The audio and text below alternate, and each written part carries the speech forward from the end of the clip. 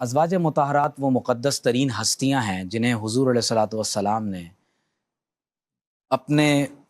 نکاح میں لیا، اور اللہ تبارک و تعالیٰ نے انہیں نبی علیہ الصلاۃ والسلام کے اہل بیت بننے کے شرف سے مشرف فرمایا۔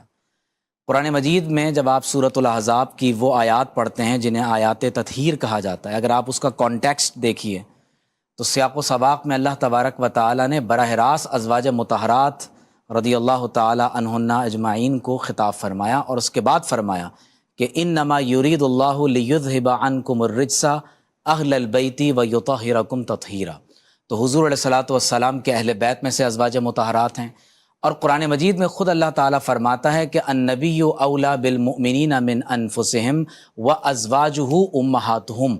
فرمایا کہ ہمارے نبی صلی اللہ علیہ وسلم اہل ایمان سے ان کی جانوں کے مقابلے میں ان سے زیادہ قربت رکھتے ہیں، اور ان کی جانوں کے ان سے زیادہ حقدار ہیں۔ اور فرمایا اور ہمارے نبی صلی اللہ علیہ وسلم کی ازواج کل اہل ایمان کی مائیں ہیں۔ اور خود قرآن مجید میں اللہ تعالیٰ فرماتا ہے یا نساء النبی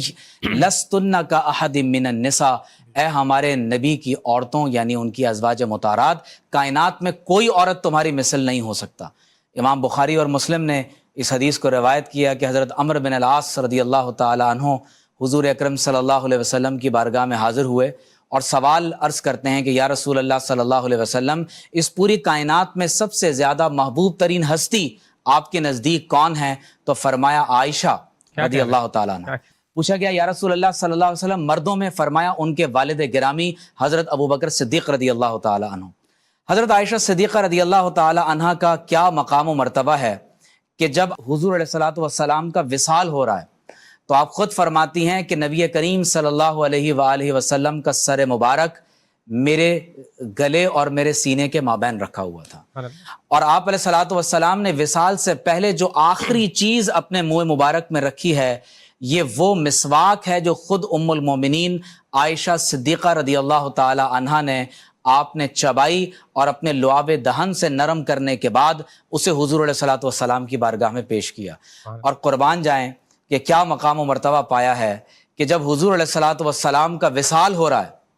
تو آپ علیہ الصلاۃ والسلام اسی حجرہ مبارک میں موجود ہیں جو حضرت سیدہ طاہرہ عفیفہ عائشہ صدیقہ رضی اللہ تعالی عنہا کا حجرہ مبارک ہے، اور اس پر تمام علماء کا اتفاق ہے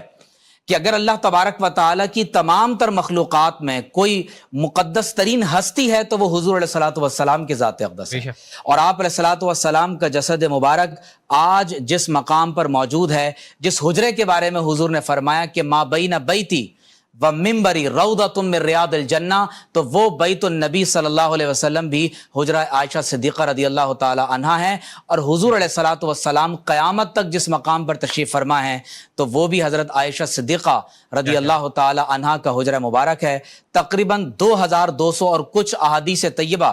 آپ نے نبی کریم صلی اللہ علیہ وآلہ وسلم سے براہ راست روایت فرمائی ہیں، اور آپ رضی اللہ تعالی عنہ کے فضائل اور مناقب میں یہ سمجھتا ہوں کہ یہی بات کافی ہے کہ رسول اللہ صلی اللہ علیہ وسلم کا اتنا زیادہ قرب آپ رضی اللہ تعالی عنہ کو حاصل ہے کہ جب جبریل امین وحی لے کر آتے ہیں تو آپ کے بستر مبارک پر بھی وحی لے کر نازل ہوتے ہیں۔ اور ایک مرتبہ حضور علیہ الصلاۃ والسلام سے جبریل امین نے عرض کی کہ یا رسول اللہ صلی اللہ علیہ وسلم، آپ مقام پر موجود ہے جس حجرے کے بارے میں حضور نے فرمایا کہ ما بین بیتی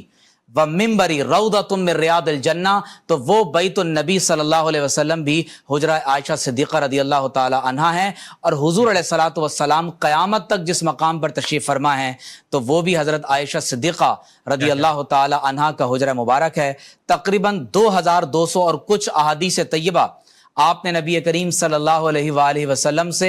براہ راست روایت فرمائی ہیں، اور آپ رضی اللہ تعالی عنہ کے فضائل اور مناقب میں یہ سمجھتا ہوں کہ یہی بات کافی ہے کہ رسول اللہ صلی اللہ علیہ وسلم کا اتنا زیادہ قرب آپ رضی اللہ تعالی عنہ کو حاصل ہے کہ جب جبریل امین وحی لے کر آتے ہیں تو آپ کے بستر مبارک پر بھی وحی لے کر نازل ہوتے ہیں۔ اور ایک مرتبہ حضور علیہ الصلاۃ والسلام سے جبریل امین نے عرض کی کہ یا رسول اللہ صلی اللہ علیہ وسلم، آپ عائشہ صدیقہ رضی اللہ تعالی عنہا کو میرا سلام عرض کر دیجئے۔ تو حضور علیہ الصلاۃ والسلام کی اس قدر قریب ترین زوجہ محترمہ ہیں کہ نبی کریم صلی اللہ علیہ وسلم کی صحبت بابرکت میں تقریباً 8 برس کا عرصہ آپ کو نصیب ہوا اور آپ کو مشیخت اصحاب محمد صلی اللہ علیہ وسلم، حضور علیہ الصلوۃ والسلام کے اصحاب کی آپ کو معلمہ کہا جاتا ہے، کیونکہ وہ تمام تر حضور علیہ الصلوۃ والسلام کی احادیث طیبہ، جن میں بالخصوص وہ مسائل جو خواتین کی اخلاق اور تربیت سے تعلق رکھتے ہیں، وہ بھی عائشہ صدیقہ رضی اللہ تعالی عنہا نے روایت کی اور صحابہ اور اہل بیت اور کل اہل ایمان کو سکھائے۔ اور میں یہاں پر ایک حدیث پڑھنا ضرور چاہوں گا۔ جب حضرت عائشہ صدیقہ رضی اللہ تعالی عنہا سے پوچھا گیا کہ ہمارے نبی صلی اللہ علیہ وسلم کے اخلاق کیا ہیں، تو آپ نے فرمایا کان خلقہ القرآن، کہ آپ علیہ الصلوۃ والسلام کے اخلاق قرآن مجید ہیں۔ گویا کہ اگر آپ عائشہ صدیقہ رضی اللہ تعالی عنہ کی بارگاہ عالیہ میں حاضر ہو جائیں تو حضور علیہ الصلوۃ والسلام کی سیرت و کردار، آقا علیہ الصلوۃ والسلام کا سراپا حسن و جمال اور نبی کریم صلی اللہ علیہ وسلم کے اسوہ حسنہ کے وہ خوبصورت ترین پہلو آپ کو عائشہ صدیقہ رضی اللہ تعالی عنہ کی بارگاہ سے حاصل ہوں گے۔ اللہ تعالیٰ کا سلام ہو حضرت عائشہ صدیقہ رضی اللہ تعالی عنہ پر۔